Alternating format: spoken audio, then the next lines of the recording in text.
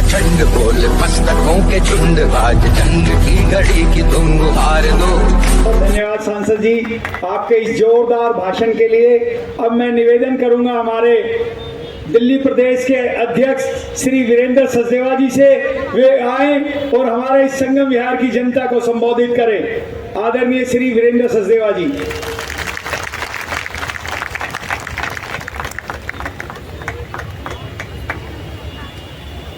मैं भी रमेश जी को कह रहा था कि आपने इतना जोरदार भाषण दिया, मेरी जरूरत क्या है। एक बार रमेश जी की ताली बजाओ जोर से। मंच पर उपस्थित यहाँ के मंडल अध्यक्ष भाई सुशील जी, जिले के उपाध्यक्ष रामनिवास जी, जिले के महामंत्री बलबीर जी, जिले के मंत्री महेश जी, नीरज गुप्ता जी, पूनम भाटी जी, जगदीश जी, विजेंद्र जी, लखविंदर जी, शरद झा जी, गिरी जी, उपस्थित संगम विहार की बहुत ही जागरूक मेरे भाइयों बहनों और बुजुर्गों, और यहाँ के लोकप्रिय सांसद जिनको हम सब सुनना भी चाहते थे, उनको देखना भी चाहते थे, और जो सब में ऊर्जा भरते हैं, एक बार रमेश विधुड़ी जी का फिर एक बार जोरदार स्वागत कीजिए। साथियों, पिछले 20 दिन से दिल्ली की हर विधानसभा में ऐसी सभाएं हम कर रहे हैं। आज ये 65वीं सभा है और हम वहाँ एक ही बात कर रहे हैं कि जिस केजरीवाल को दिल्ली की जनता ने सेवा करने के लिए चुना था, उसने कब आपकी जेब काट ली आपको पता ही नहीं चला। जिस शीश महल का जिक्र इस बैनर पे है, आप सोच सकते हैं क्या कि कोई आदमी अपने घर को सजाने के लिए 45 करोड़ रुपए सरकार के खर्च कर देगा? और वो 45 करोड़ रुपए किसके हैं? वो आपके और हमारे पैसे हैं जो हम टैक्स देते हैं, वो आपके हमारे पैसे हैं जो हम बिजली का बिल भरते हैं, वो आपके हमारे पैसे हैं जो हम सरकारी खजाने में जमा करते हैं। और वो 45 करोड़ रुपए पी गया और उसके बावजूद भी वो दावा करता है कि मैं कट्टर ईमानदार हूं। हम पूरी दिल्ली में उसकी ईमानदारी की पोल खोल रहे हैं। हम दिल्ली वालों को बता रहे हैं कि कैसे उसने आपके बच्चों को नशे में धकेलने का काम किया। दिल्ली की जनता ने उसे चुना था स्कूल कॉलेज खोलने के लिए, जिसका जिक्र रमेश विधुड़ी कर रहे थे। उसने वो नहीं खोला। उसने क्या खोला? उसने गली गली शराब के ठेके खोले, मंदिर मस्जिद गुरुद्वारा स्कूल कुछ नहीं छोड़ा, जहां मौका लगा वहां शराब के ठेके खोले। और दिया क्या? एक पौवे के साथ एक पौवा फ्री। जहां बच्चों के हाथ में किताबें देनी थी, जिन बच्चों के हाथ में लिखने पढ़ने के लिए पेन देना था, वहां उसने कहा एक पौवे के साथ एक पौवा फ्री लेकर। पूरी नस्ल को खराब करने की कोशिश की उसने। और ये भारतीय जनता पार्टी के कार्यकर्ता थे जिन्होंने 1 साल संघर्ष किया, सड़कों पे आंदोलन किया, आपकी आवाज बनकर उसके घरों का घेराव किया, तो ये शराब नीति वापस हुई और आज उसके 2 मंत्री जेल में बैठे हैं। उसके लिए मैं बधाई देता हूं आपको। ये आप लोगों का संघर्ष था। और ये जो 45 करोड़ रुपए खर्च किए, इसके पीछे की कहानी बड़ी अजीब है। ये मेरी माताएं बहनें बैठी हैं। घर में कितने बाथरूम हैं? एक। कितने का बनता है बाथरूम? अंदाजा 10,000, 20,000, बहुत अच्छा बनाओगे तो 50,000 रुपए। इतने का बनेगा बहन जी? इसने जो अपना घर बनाया है, उस एक घर में 15 बाथरूम है। अब आप सोचिए, जो एक बाथरूम में करेगा 15 में क्या अलग करेगा समझ में नहीं आता। वहां पे भी तो वही करेगा। हमारा आपका बाथरूम बनता है 50,000 में, 20,000 में। इसका एक एक बाथरूम बना है 15 लाख रुपए में। 15 लाख का एक बाथरूम और 15 बाथरूम एक ही घर में, और रहने वाले प्राणी है 4। बाकी क्या क्या करते पता नहीं।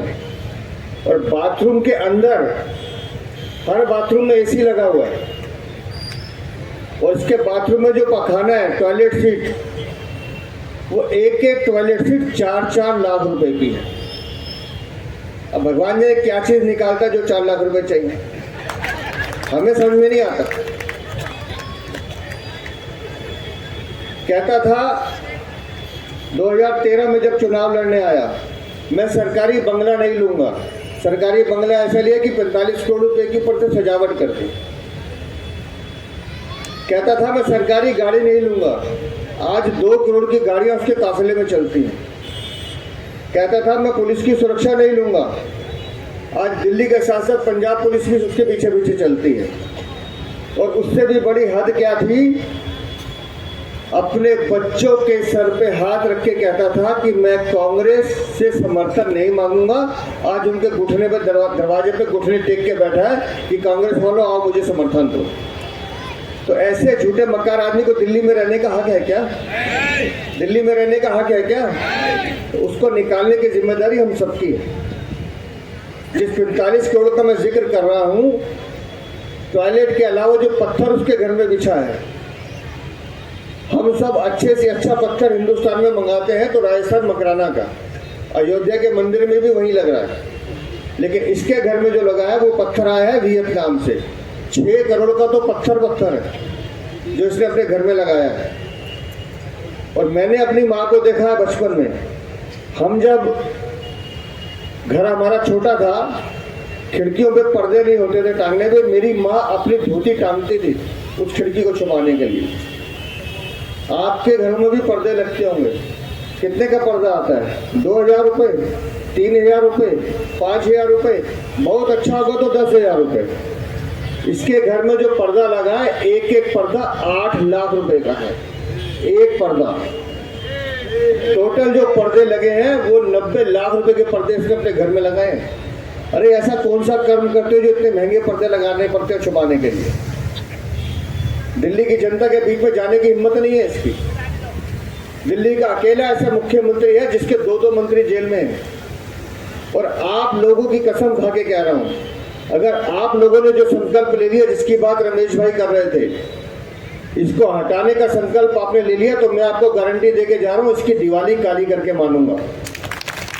दिवाली से पहले इसके इंतजाम करेंगे। सीबीआई का एक सम्मन इसको आ चुका है, दूसरा भी आने वाला। इसको बताना पड़ेगा कि शराब घोटाले के 600 करोड़ रुपए कहां गए। इसको बताना पड़ेगा कि शराब के ठेकेदारों की जो कमीशन 2% थी, इसने 12% क्यों की, क्योंकि 12% में 6% ये पैसे खाता था। इसको बताना पड़ेगा कि शराब माफिया के 100 करोड़ रुपए मैंने माफ क्यों किए। इसको बताना पड़ेगा कि शराब पीने की उम्र 25 साल थी, मैंने उसे 21 साल क्यों किया।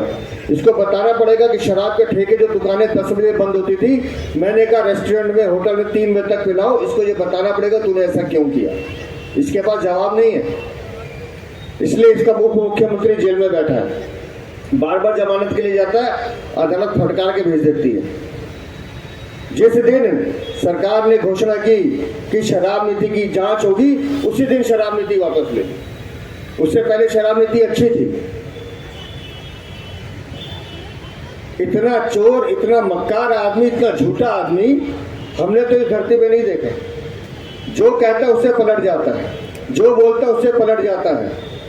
कह रहा था पानी फ्री दूंगा, मैं गया हूँ संगम विहार में, नेताजी लेके गए थे एक बार।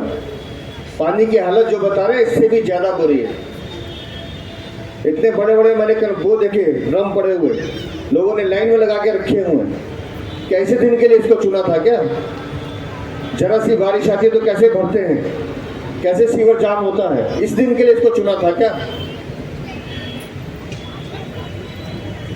तो आप सबको आज एक संकल्प लेना होगा कि अगर दिल्ली को सुधारना है तो अरविंद केजरीवाल को, दिल्ली को सुधारना है तो अरविंद केजरीवाल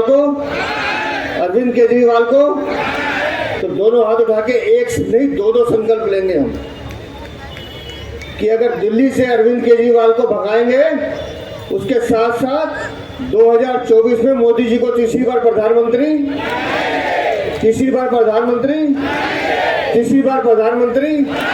तो उसके लिए क्या करना होगा? दिल्ली के सातों सांसद,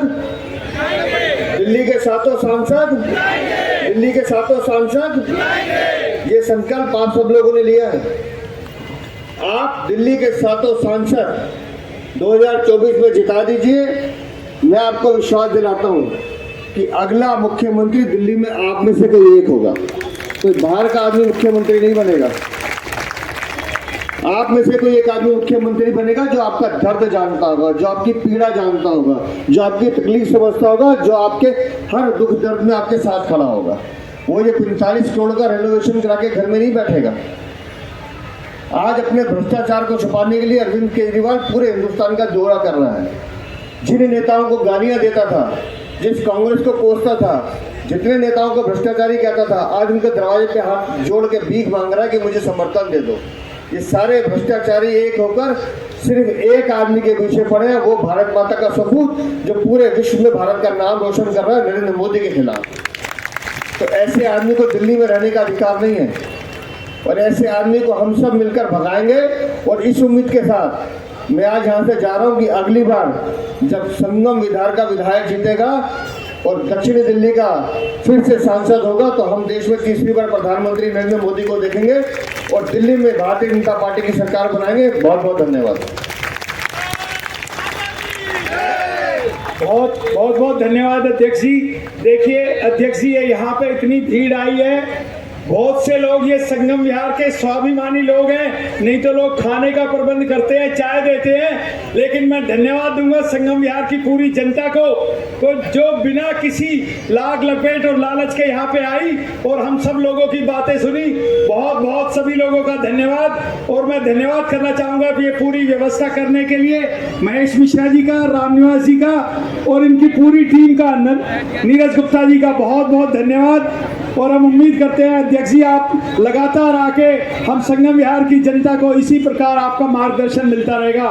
बोलो भारत माता की। भारत